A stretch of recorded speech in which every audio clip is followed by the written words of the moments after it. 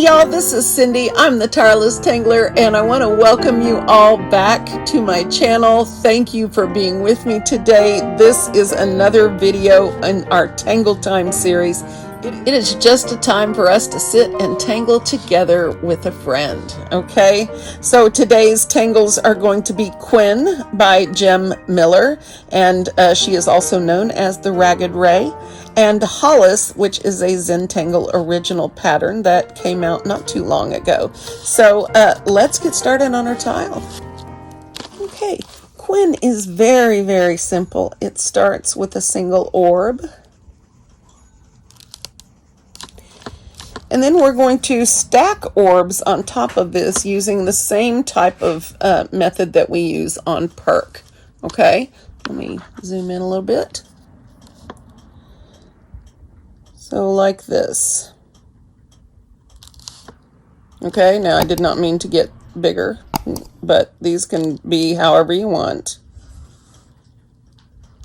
I think Jem tries to make hers equal size. That's always problematic for me, but I'm going to give it a shot. Okay, and now we are going to turn the corner and come back down and do the same thing coming back down here. So how do we do that? We just put our orb on the side here.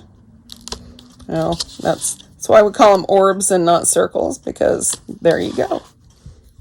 Just put one off to the side, and then we're going to come back down. Let me turn my tile. Come back down, and as we form this row, we're just going to go from the side of the one before over to the line, okay? So like this. That way there aren't any gaps. Somebody's getting wound up about something. And here we are back at the beginning, okay? And then turning the tile. Wait, where was my beginning? Oh yeah, turning my tile. Then I'm going to put one on the side again. And go back up. Like this. Very simple, right? And even though this doesn't look like much, with shading, it can be pretty dynamic. Reminds me of corn kernels or corn on the cob.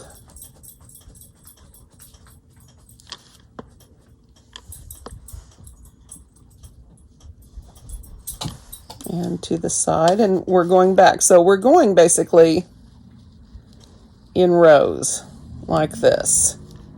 Okay? So this is Quin, and we are going to use it on our tile today along with the Zentangle original pattern Hollis. All right, guys, let's get started. All right, so for today, I really want to do some Zen. And for that, I am going to use just a squared off border on this. I am using, I think it's like 4.5 by 4.5 inches of cut hot press watercolor paper. You can tell I still need to do some trimming on this one side, but it's still going to work fine. And I'm going to start with the Tangle Hollis that I have done a video on before. And I am just going to let it flow today. I'm going to let this be just really fun and dynamic, and just see where it leads me.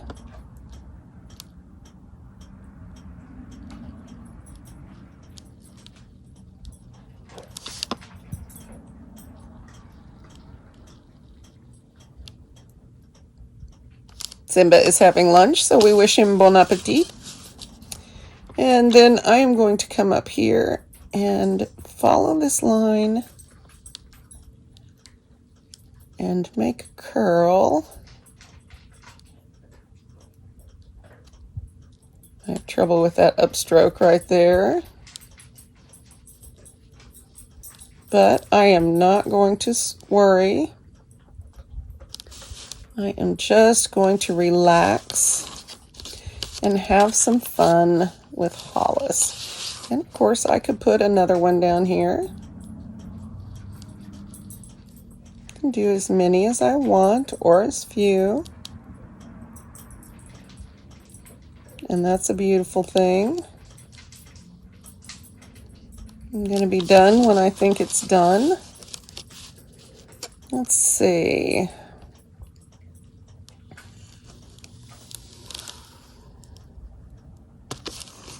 We're going to see what happens with this one.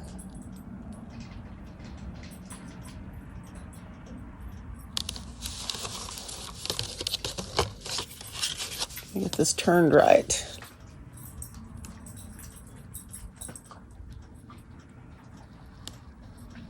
Now there are several ways to approach drawing this, and this is the one that works for me. If you have a different method then that works for you better, then that is cool.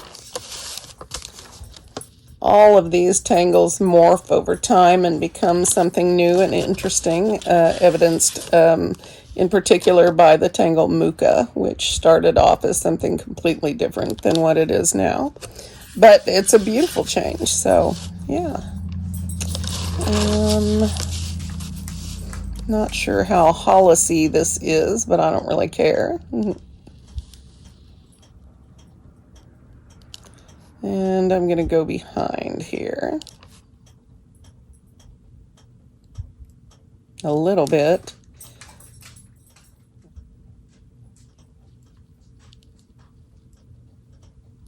It is very hard for me to do these recordings during the daytime because I get bothered constantly.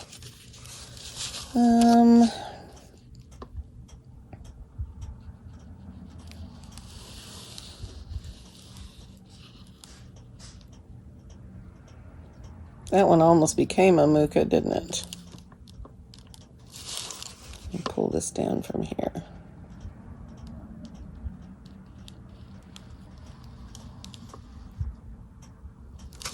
That definitely wasn't a good one. Well, we're going to make it work for us.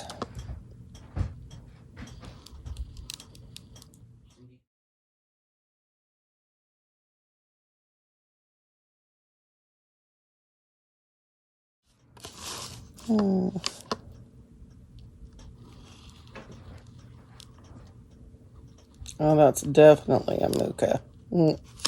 But that's okay. If they get a little muka-like, that's going to be fine. All right, so now I want to do some of Jem Miller's Quin pattern.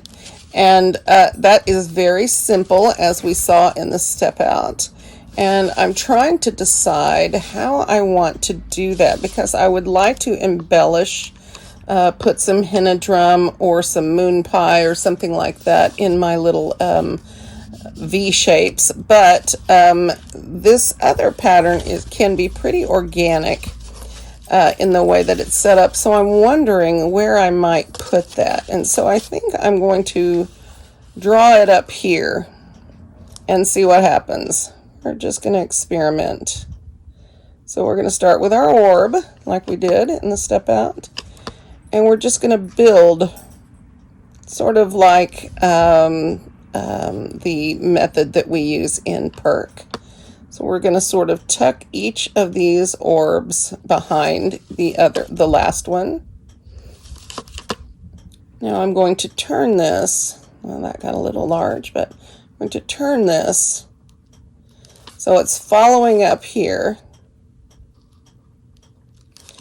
And I really think that you can put this in whatever configuration you want. We're going to find out here in a minute. I'm sort of making my orbs weird, and not intentionally. Now you can get smaller as you go, as I have done, or you can make them all the same size. When I get up here to the top, then I'm going to turn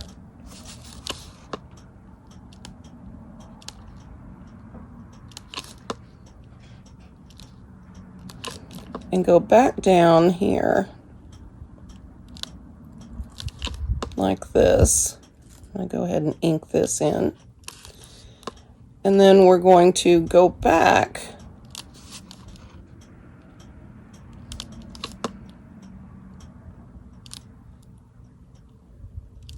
over here.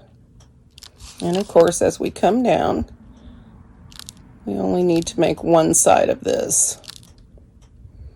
And so we're just going to pretend the rest of this that we can't see is tucked in behind.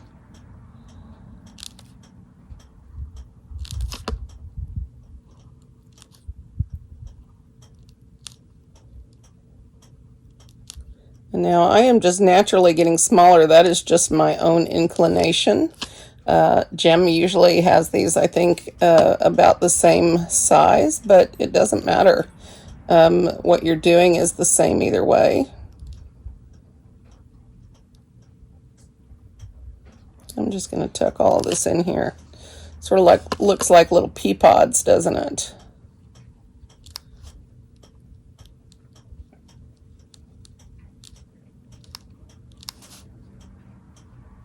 I have not drawn this pattern before, and so what I have found with gems patterns is that they are usually very simple to draw and yet have a lot of possibilities. And sometimes you have to sit and think about them a little bit, but that has been my experience with her patterns, particularly like Kittle. That she did. You know, that's a really interesting pattern. I am trying to consider whether to put another one up here and do it like this, or if I want to continue these up and see what happens. And I think that's what I'm going to do, to add another row here. I think it's going to be my intention to fill this space. So let's see what happens.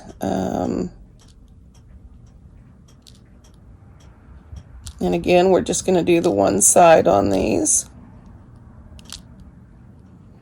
And you can make these as fat and, you know, separate as you want, or you can make them really tuck in behind. It's really a matter of taste, I think.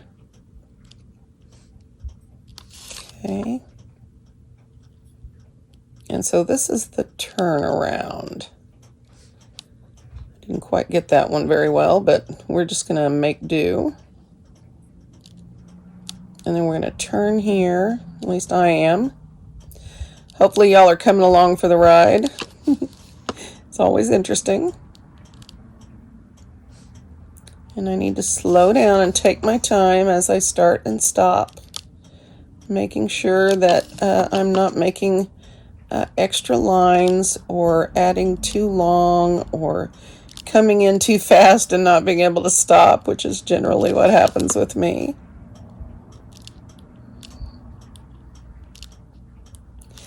This reminds me of a corn cob. All the little corn kernels. Okay, and so then I'm going to come back up here.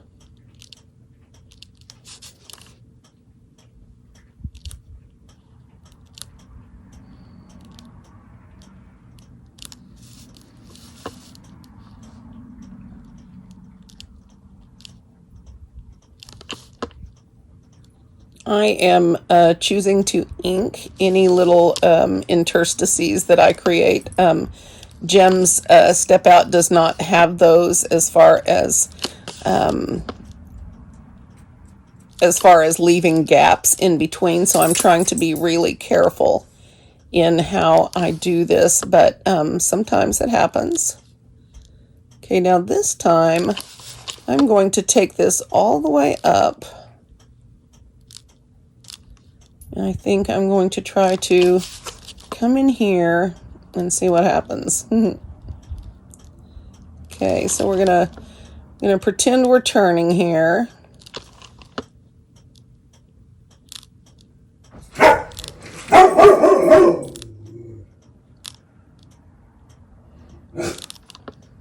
Somebody's outside having fun. Simba objects.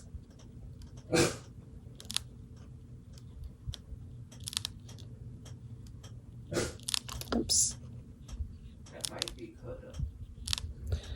Did you text him? I texted him that he left his charger in his tablet. Oh, okay.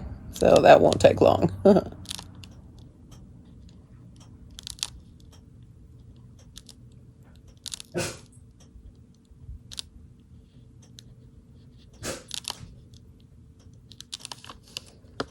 What you got to say, Simba?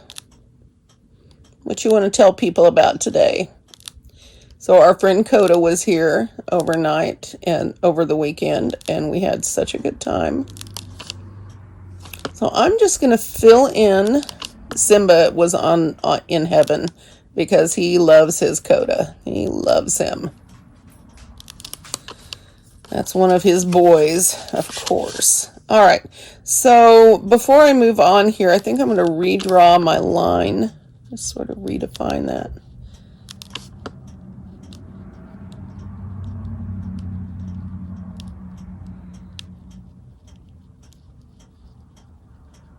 And decide what to do in here.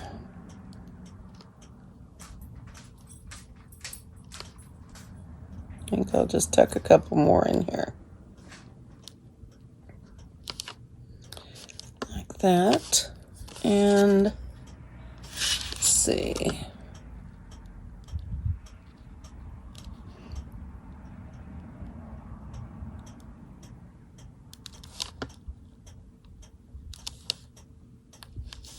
Okay, so over here this looks fairly good. And this would be another instance of a place where you could use a smaller nib to do your cleanup, and you might have better results.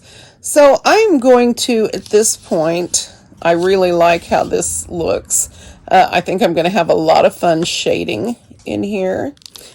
Jem has a couple of different suggestions about shading this, and so we'll see. I will probably do the shading the rows version as opposed to shading each one individually, although these that are so large down here, I may give that a go. We'll see.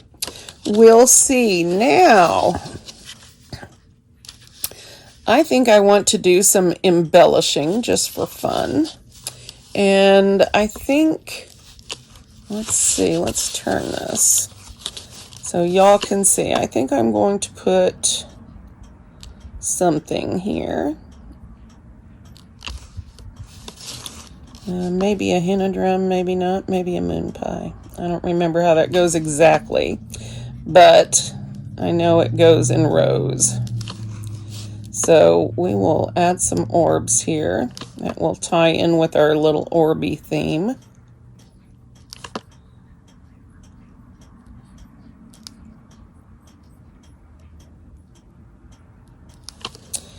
And let's see. I think up here, that's kind of lopsided, isn't it? That's all right. Luckily, it's not a flower, so it doesn't have to be perfect. Even if it did, it wouldn't have to. So I'm going to put some zigzags in here. Just make some little long triangle shapes. All right, and then I think I will aura the inside and ink that.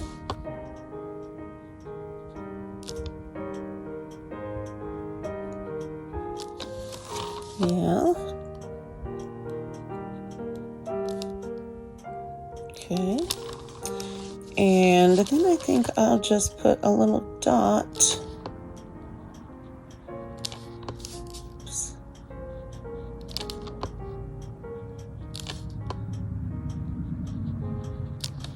Or a dot-like bit of ink. Okay, and I think I'll put some radiating lines. If I can do that without making too big a mess. Okay, I feel like this needs something on top to finish it off, so I'm just going to put some of these little half orbs, half circles. Sort of little petals shapes. Okay.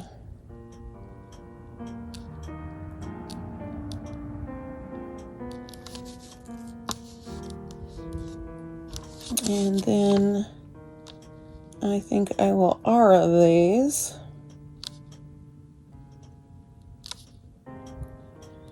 Because when in doubt, we aura. If that doesn't solve it, do another one and see where you're at.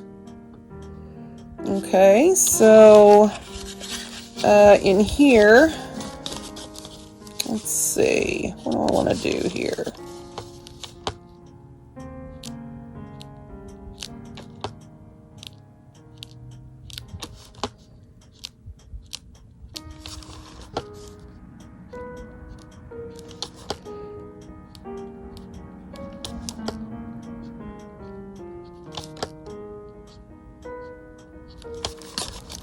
Okay, so I like that, so I think I will leave that there.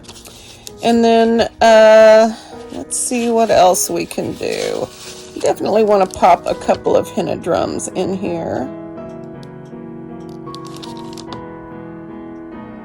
And I have some variations that I do with henna drums, so just go with me on here. Not going to have much room for pedaling here, but I'm just going to modify the top a little bit.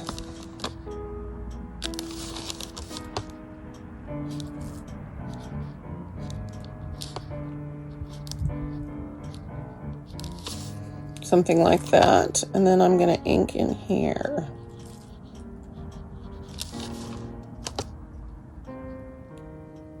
There. Let's see. What else?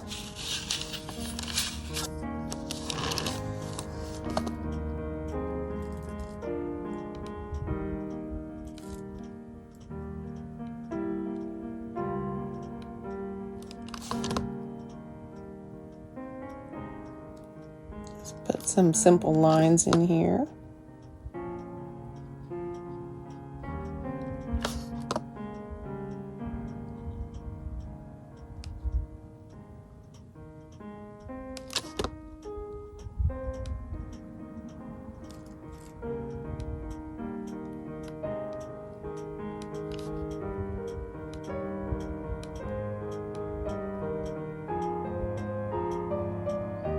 I'm struggling with the pen today.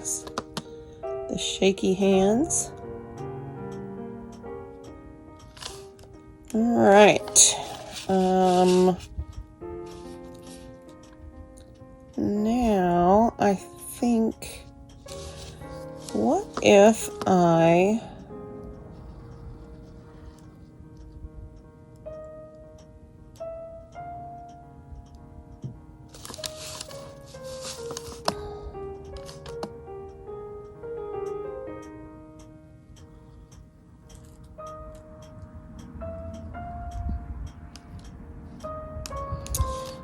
don't know how well this is going to work.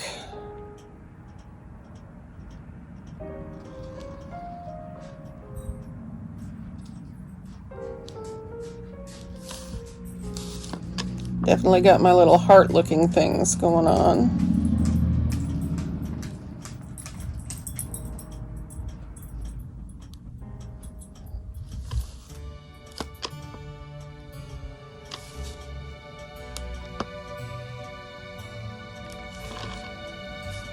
Okay.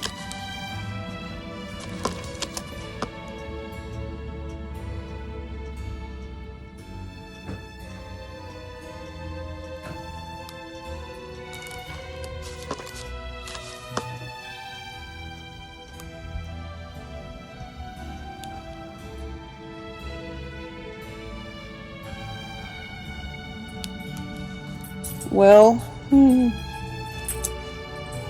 this is not my best work. That's all right. We tried something and we found out it didn't work. So I have learned something here, and that is not to use this way. At least for me. I bet you there are a lot of people that could make this work. Apparently I'm not one of them, and that's all right. I don't need to be. Definitely got some layers going on here.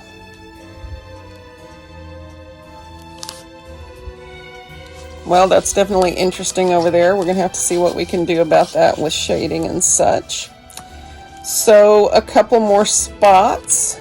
I think I'm going to go easy on these. I'm going to put some henna drum in here, because I can usually get that to not mess up. And let's see.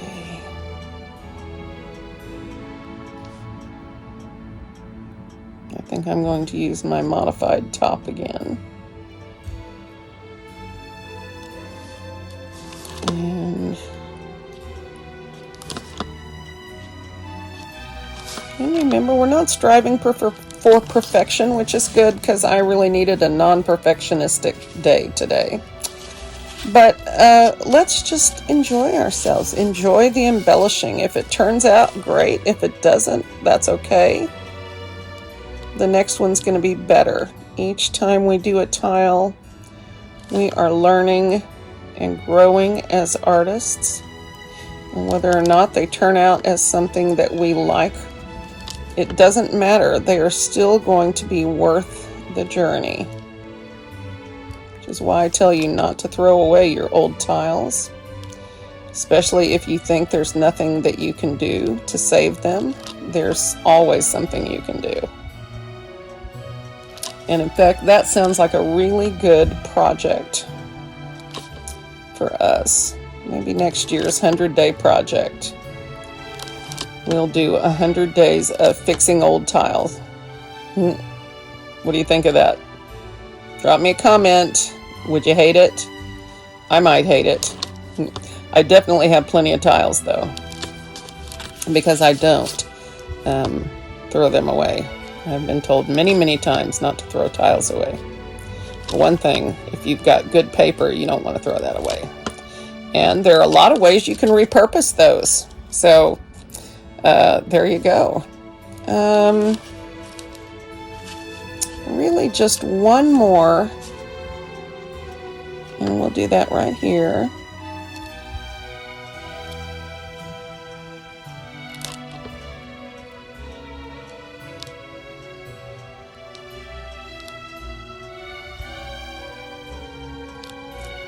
Do this one old school.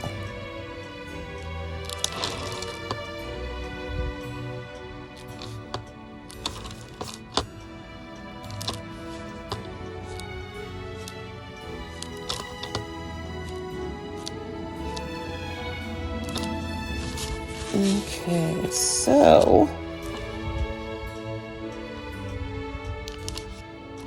this is where I'm at. I may have to bring out the jelly roll to help me on this one.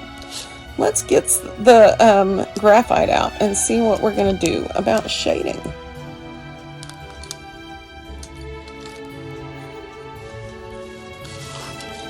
Now on these, I am going to do some individual shading down here where they start.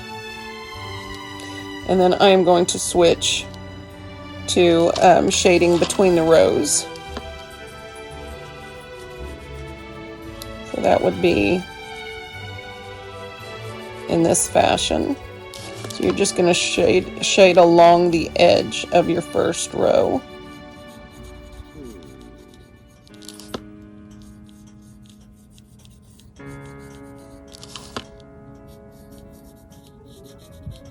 To just work out some separation, and then you're going to switch over and do it the same way over here, but on the back of the second row, on the edge of the second row.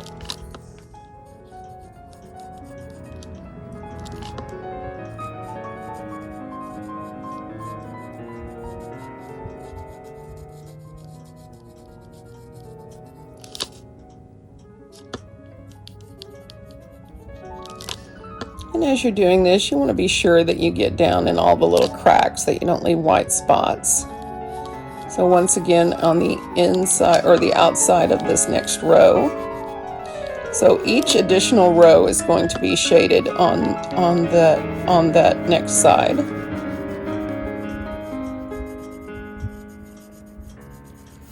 Or I suppose you could do it the opposite way, it doesn't matter, but just pick one side and go from there. Don't leave any white spots. All right, so now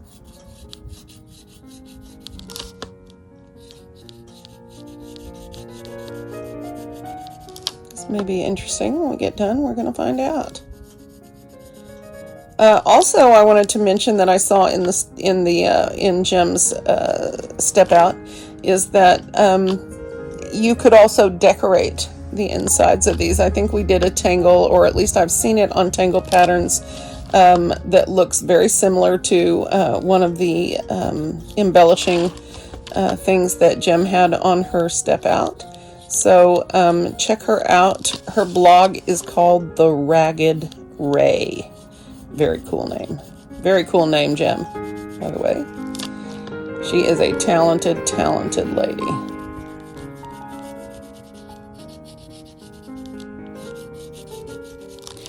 All right, I'm not sure how well I did up here. Let's find out with the tortillon. I don't think we're going to have any exciting moments up here, but we're going to find out what happens. Okay.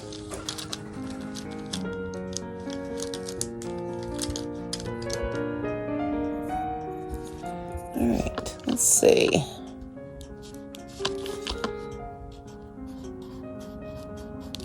So you're going to be able to see the difference between these two methods really quickly. And I'm going to wait and do these. I'm going to go ahead and shade this in and then do those next few on that first row. Yeah, this will work. What this does is separates the little rows, or it separates them into rows. Now I will bring my Mono Zero eraser back in here and make sure the tops of these sections are clean. Once I've blended that out, tend to get graphite heavy, as you can see, so that is a handy tool. Good job, baby. I should be done pretty soon, too.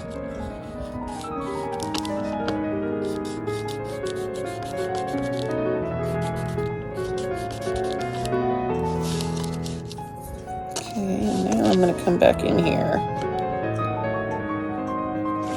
Let's see if I can turn this. Get a better angle on it.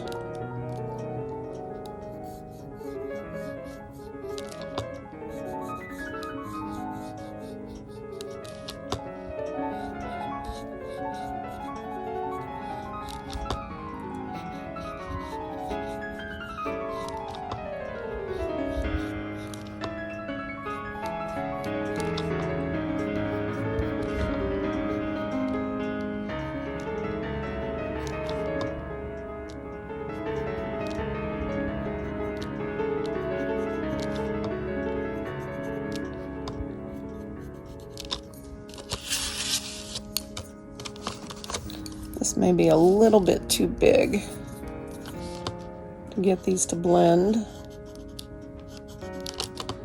These larger ones should be fine.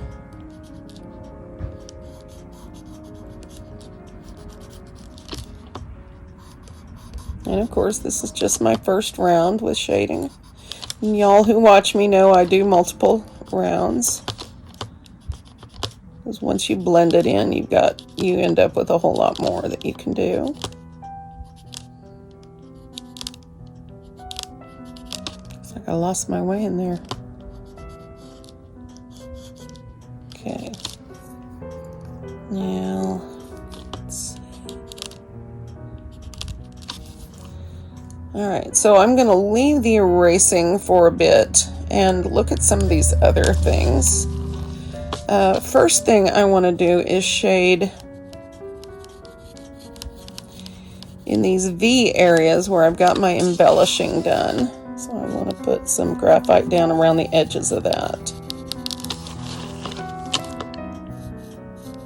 It will show that the hollis is sitting on top, or at least that's the impression. And then right here, and also right here.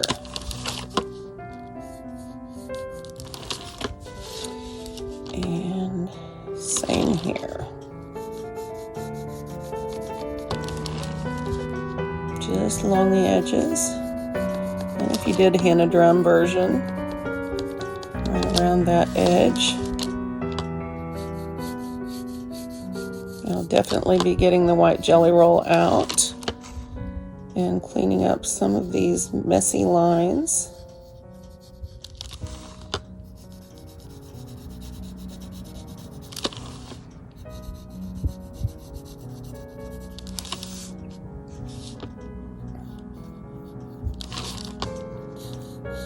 I'm just putting a little crescent moon of graphite in the bigger orbs, just to give it a little bit of interest. Sort of 3D that a little bit.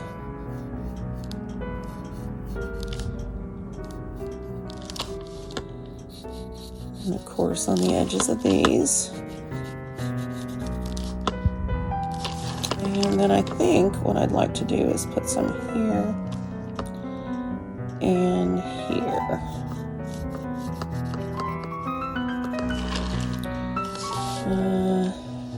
Let's see, did I miss anything big? Let's try this. And let's do a little bit of extra here. I usually do the large elements first and then move on to any individual shading that I want to do. And as I finish up, I will probably come back in and do a little bit more work on my lines. But in general, this is what I'm going to do.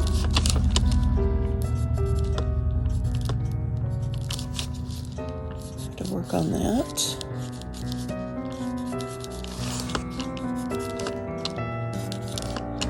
All right.